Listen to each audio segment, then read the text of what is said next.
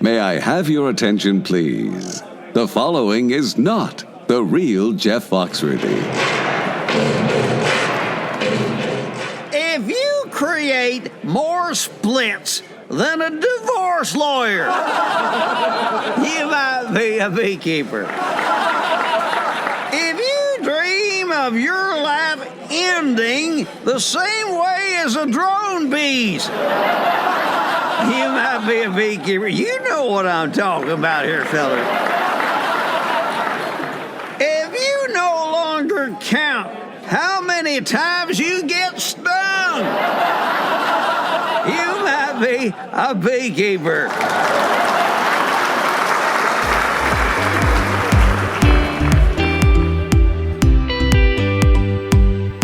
Welcome to Bee Love Beekeeping, presented by our good friends at Mann Lake. Today, our guest is Frank Licata, and we'll be talking all about splitting your colonies, when to do it, why, and even how to do it. If you're a new beekeeper, this is vital information, and if you're a seasoned pro, you still may learn something from Frank's years of experience. But first, some honeybee fun facts. Did you know that honeybees have a sense of smell 50 times more powerful than a dog? Did you know that honeybees can taste with their feet? Wait a minute, I'm not so sure about this one. But what I'm reading here says the claws on a honeybee's foot are especially attuned to salt. Did you know that honeybees like caffeine? Studies have shown that caffeine consumption actually improves honeybees' memory and learning capabilities. And finally, did you know that a queen bee's stinger is smooth, unlike a worker bee's, which is barbed? This allows her to sting multiple times and survive. I'd always been told that queens don't sting, and it's true, they rarely sting people. They primarily use their stingers to defend themselves or to be aggressive against other queen bees, especially rival queens. And that's why their stingers are designed to sting multiple times without it killing them. Before we jump into it, I'd like to give a quick shout out to Vita Bee Health for their support of this podcast. Vita's Varroa Control range of products includes Apistan, Apigard, and now Viroxan, extended release oxalic acid strips. Thanks, guys. Now, let's have a chat with Frank. I'd like to welcome to the show today Frank Licata, coming to us all the way from, are you in Pennsylvania? Yes, I'm in northeastern Pennsylvania. Well, it looks like you're in a beautiful cabin. I'm just trying to picture the snow, the mountains, that kind of stuff, but it's springtime. Right. That's long gone. And today we're talking about a spring subject, which is splits. Everybody's heard about this. Some people are experts at this. Some people are new to beekeeping that are listening and have no idea what we're talking about. So, Frank, being the expert that you are, and you were with Mann Lake for years, weren't you?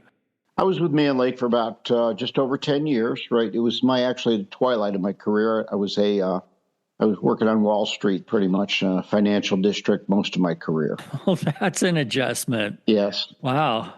Congratulations. Thanks. I want to start with the first part of what's going on with splits. And the first question that I have for those that don't know, why do we want to do a split and when is a good time? Okay. The reason why we want to do a split is bees have this natural instinct to propagate themselves. One way of doing that, they have a few ways, but one way is by swarming, that's where 60% of the bees in the old queen actually leave the hive. That's where you see them hanging on that post or that bush or that house or whatever. And while the foragers or the scouts go out and find a new location. That is something that happens almost with every overwintered hive. So I tell most beekeepers, if you have an overwintered hive, it's almost for sure going to swarm on you in the springtime. The ramifications of that are you lose your queen. You may or may not get a new queen based on if the new queens they're raising fly out and they mate and make it back okay. But it sets your hive back, of course. So you may or may not get any spring honey. You might get a little bit, you might get none because it takes them a while to build up again. So as a beekeeper, we want to take control of that. Rather than let those bees swarm, we do what we call a split, which, if we do it right, the bees believe they swarmed, and we can control those splits to the point where we do not lose our bees. Better for us to lose the bee, or to keep the bees with that split than to lose them in a tree or, wherever. And frankly, it can be better for the bees too, because a lot of swarms that leave don't live. Absolutely true. If they can't find a place to make that new home, or they don't have time to build up, depending what time of year they leave, so those swarms just may not make it. So for us, and as good beekeepers, it behooves us to do these splits because we can replace our winter losses, our dead outs, with these splits. We can grow our apiary if that's what we choose to do, or you may just make a nuke out of that split and sell it off and make some money back. We know that beekeeping is not cheap. So there are a lot of reasons that we want to do that. Yeah, it's good all the way around. Yeah. All right, let's talk about when. Okay.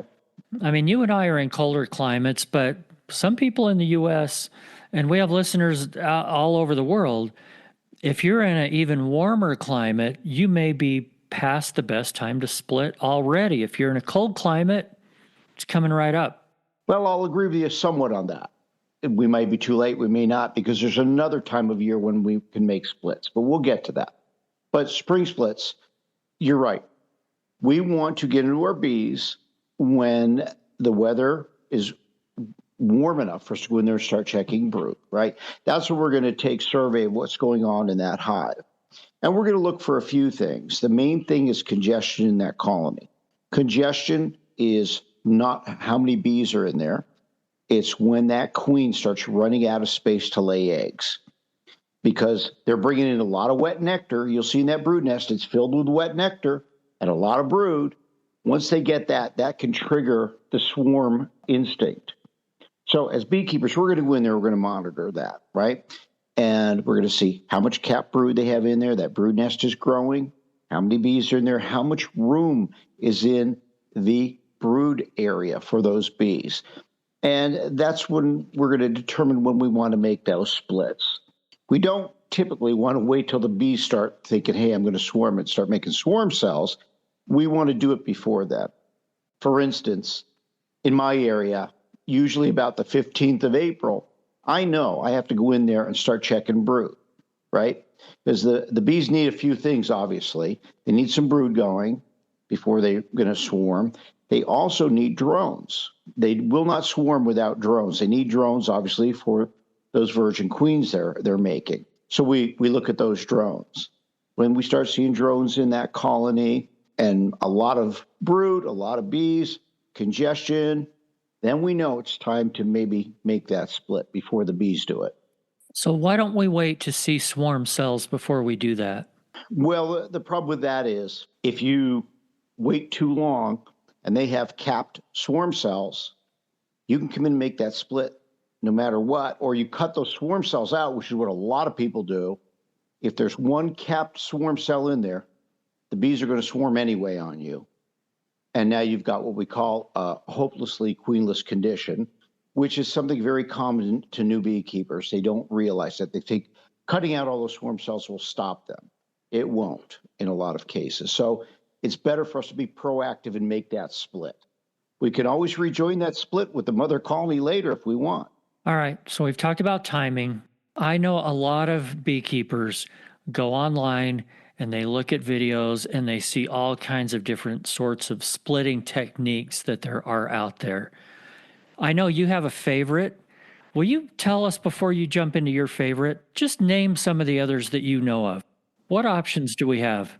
Well, there's walk-away splits. There are the split that I do where I know where the queen is. This the walk-away is one where you don't know which box the queen is in. You just let the bees make their own. You basically just split the hive in half, right? Right. Or you can, there are other ways where you actually just pull enough brood and nurse bees off to make a nuke and replace the comb you pulled with drawn comb, not foundation, into the mother colony. and let the bees, continue on. You just pull that nuke off. You may add a queen to it. You may just have young one-day-old larvae in there let the bees make their own in that nuke. There are a lot of ways to do it. If you get a hive that you're too late and it's got all kinds of queen cells in there, capped queen cells, you can pull out a couple of frames, 3 frames, and put it in a nuke box, another 3, put it in another. You could split that colony up into 3, 4, 5 nukes, and then wait a month. See which ones made queens. If they didn't, you can rejoin the ones that didn't with the ones that did. So there are a lot of options, and making nukes and splits is much easier than the average beekeeper thinks. Really, really easy. And I love your simple method. And I think you called it the easy split or something like that. Also a shakedown split. Yeah, something. I forget what it is. There's all kinds of names for it. You can trademark it, make T-shirts if you want. Yeah. Well, I didn't invent it. I've seen it. I saw it somewhere else as well when I was much younger. I just call it the shake split because the simplest way to describe it is we've got, in this case, say 2 deeps.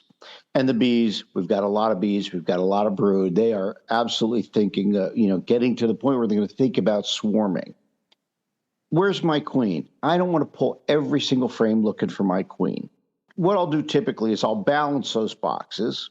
So I'm going to, maybe the day before I'm going to make that split, I'm going to go through there and I'm going to make sure that I have some very, very young larvae in the top box, mostly open brood, but I want a couple of very young ones, and I'm going to have a couple of frames of cat brood in there as well.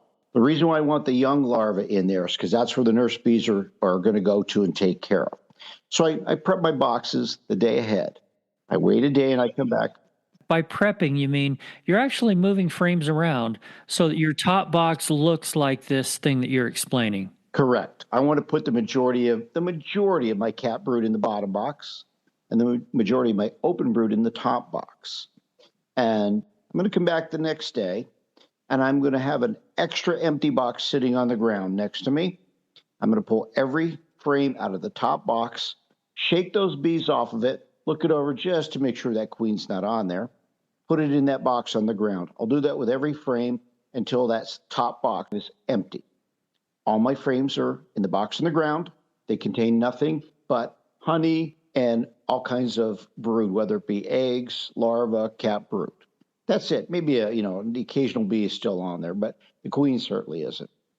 I'm going to take the top box on that hive, shake it, whatever bees are on the inside of that box, shake them all down, take that box off. Now I've got a single deep and a lot of bees in there. I have my smoker going. If I lightly smoke those bees, they're all going to go down into that bottom box. I'm going to put a queen excluder on top of there and take that box from the ground with all the brood, put it back on top of that colony and close it up. And I'm going to leave it overnight. What's going to happen is with all that open brood up top, all the nurse bees are going to go up to that box. And that's what I want for that split, those nurse bees. And I know my queen is down in the bottom box. She's under the queen excluder. So I'm going to come back the next day. I'm going to have my hive stand ready to go, my bottom board, my lids. I'm going to take that box off. I'm going to move it over to the new location. And the mother colony that I took that box from, I'm going to remove the queen excluder and put another deep on top of that box. So now the bees have room to expand up into there. The swarm instinct or pressure has been taken off that mother colony. And now I've got a second colony.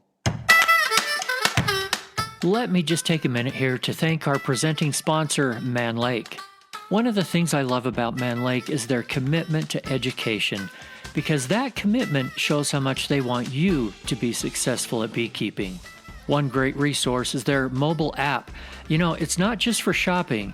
It's packed full of all kinds of helpful information, including videos, articles, plus a plant identification feature designed to help beekeepers identify and plant bee-healthy plants for their area. It's free, so download the Mann Lake app today. And speaking of shopping, don't forget your discount code MLBLOVE10, it's in the show notes, for $10 off your first $100 purchase. Now, back to the guest. And what I do, it depends on the time of year, what my goals are. If I'm in no rush and don't expect honey from that colony, I'll let the bees raise their own queen. I'll put a feeder on it, syrup feeder, and let them raise their own.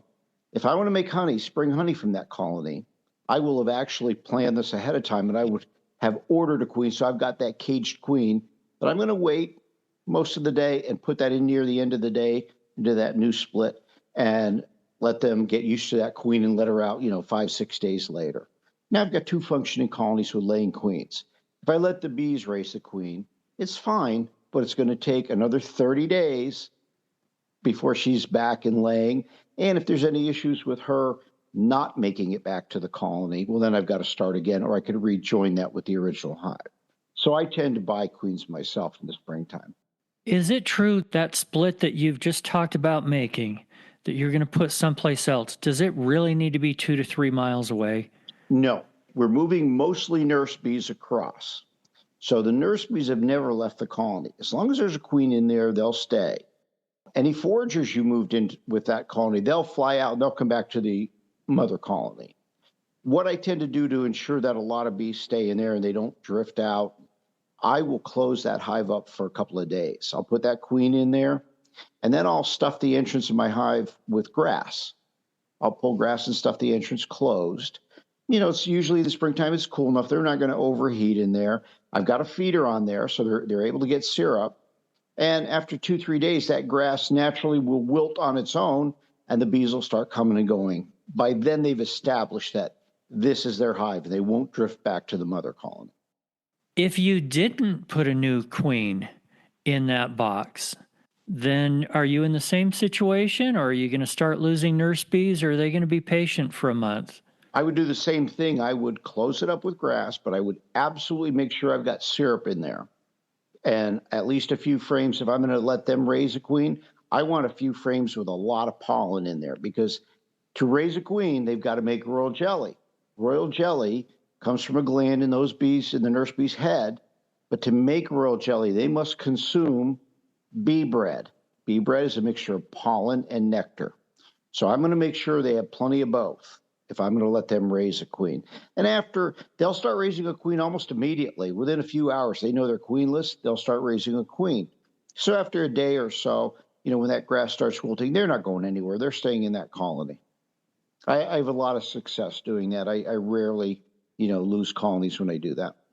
And they don't need to be 2 to 3 miles apart.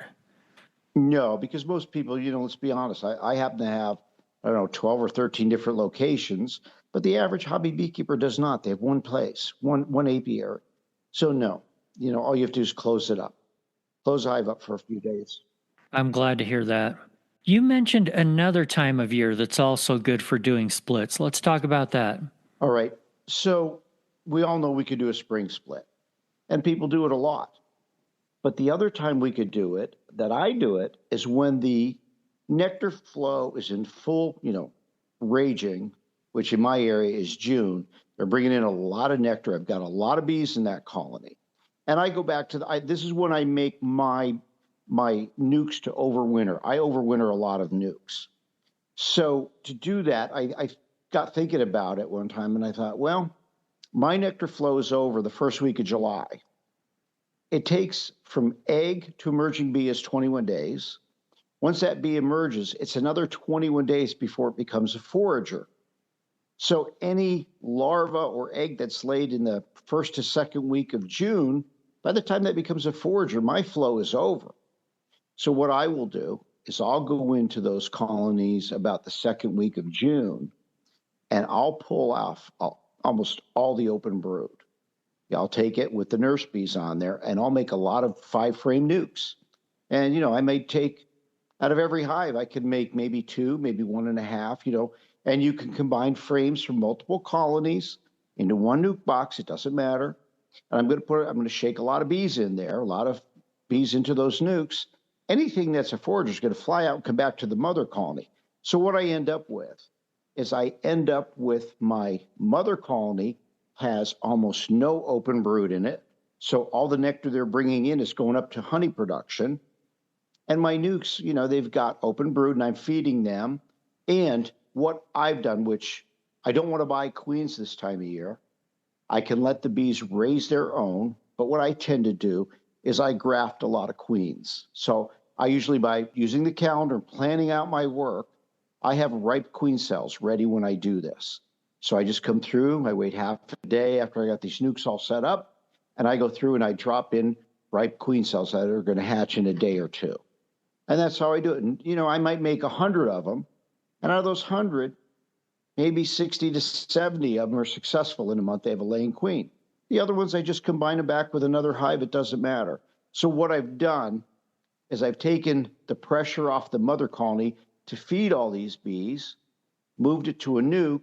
So my mother colony is doing nothing but putting up honey. And these NUCS are raising queens and they're starting to lay. She'll go out there, she'll mate, she'll lay. And those NUCS, by the time I get into fall, they're going to be a double nuke, a 5/5 nuke. And I can take those through the wintertime. So, it's almost like an insurance policy for me in that if I lose a lot of bees in the wintertime, I've got all these NUCS. So if I go into winter, instead of going in with my normal 200 colonies, if I go in with 200 colonies and 100 NUCS or 50 NUCS, no matter what I lose, I've still got enough bees to have my 200 colonies come spring. Because we all lose bees in the wintertime. We know that. You make this all sound really simple. It actually is. And I appreciate it, but I know it can't be that simple. It is. Are there things that I need to look out for, mistakes that maybe I should avoid? Well, yeah. I mean, I would say the most common mistake I see people do is when they make a nuke, they don't shake enough bees into that nuke because they get a lot of foragers in there that happen to be on the frame when they pull it, and those foragers fly back. You need enough bees to keep that nuke, the brood, warm in there. So you should, obviously it's much better if you either find your queen so you don't shake her into that nuke box. So you want to find her. Once you've got her frame, I'll go through that colony and I'll find that frame. I'll have an empty nuke box on the side and put just that frame in it with that queen so I know where she is. Now I could shake a lot of bees into that nuke I just made.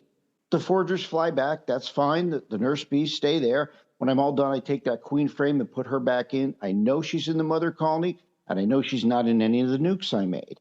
So that would probably be the biggest mistake people make is they do not put enough bees in that box. And they should, being that they're weak, feed them syrup, feed them sugar water. Don't give them, you give them a frame of honey.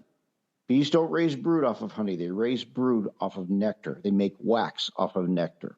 So feed them sugar water. Those are it's really quite simple. I was when I was much younger, I thought it was this big complicated thing. And my mentor showed me and I was like, wow, that's all there is to it. And, from then on, I've never been out of bees. And by the way, you've got a good YouTube video on this, and I don't very often recommend YouTube videos because there's a lot of bad ones as well as the good ones out there. If people want to actually see how you do this very simple split, is it just under Frank Licata or is it under Mann Lake? It's under Mann Lake, and I don't believe I think it shows two boxes. One might be purple on the ground, two different high bodies. That's the start of it. It says making a split or something. And it shows it easy. And I tend in my YouTube videos, I tend to not put a lot of fluff around everything. I get right to the point. I don't want people to be bored. I'm just going to do it quick. And hopefully they see how easy it is.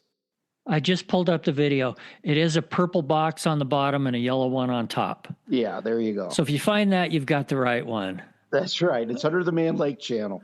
Okay.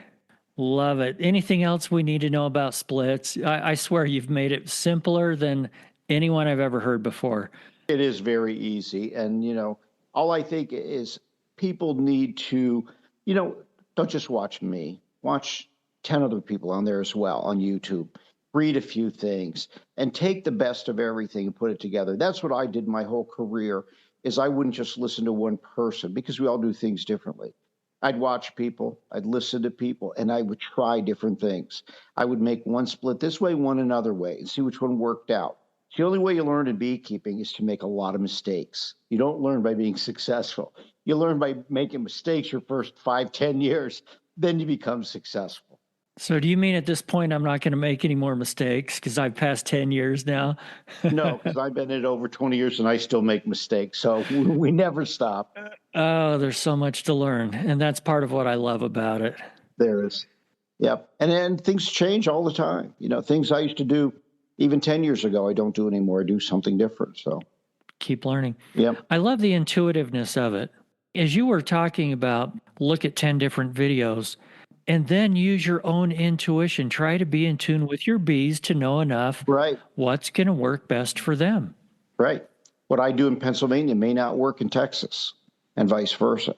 So you've also got to take your location into account. And I always tell people, try everything. That's why it's always good to have a couple of NUCS to play with, because if these are your what I call production bees, or your only 2 colonies, you're not going to experiment at all. But if you have your 2 colonies and you got a couple of NUCS on the side, play with them. That's how you learn. Sounds great. Okay, it's time for you to give us a wild and crazy story. Have you thought of one yet? Well, yeah, we all like to have videos of us standing there with no protective gear on, going in our colonies, and we know that, okay, this time of year, the bees are... Don't do it. No, don't do it. I was like that at one time, and my experience was, so I needed a frame with some eggs on it. So I stopped at an apiary, and I thought, I'm not lighting my smoker, and I'm not going to wear my gear. I'm just going to pop the lid real quick and just ease out a frame. So I went to the hive and pulled one out. The bees were calm, pulled one out. There's no eggs on there. Put it back in, pulled the next one. There was none there. And the bees are starting to come up through the frames. Pulled the third one out, none in there. And just as I'm putting it back, they just came at me in droves. I was running through, it was a big garden, my neighbor's farm. I was running through that field, swatting and running and screaming. I think I got lit up about 40 times that afternoon, but yeah. So my takeaway from that was never assume that you can go in there without gear. I always have my jacket on now and, ready to pull it up if they turn on me. Such great advice. Frank Licata, thanks so much. I really appreciate your time today. Sure, Eric. Thank you very much. Thanks again for joining us here on Bee Love Beekeeping, presented by Mann Lake. Hey, if you wouldn't mind, please take just a couple of seconds here to follow or subscribe to this show and to share it with a good friend. I got thinking, have you ever wondered how much you actually love your bees? Tell you what, ask yourself this philosophical question for the day. Would I keep bees even if they didn't provide me with honey? Ponder on that, and we will see you next week.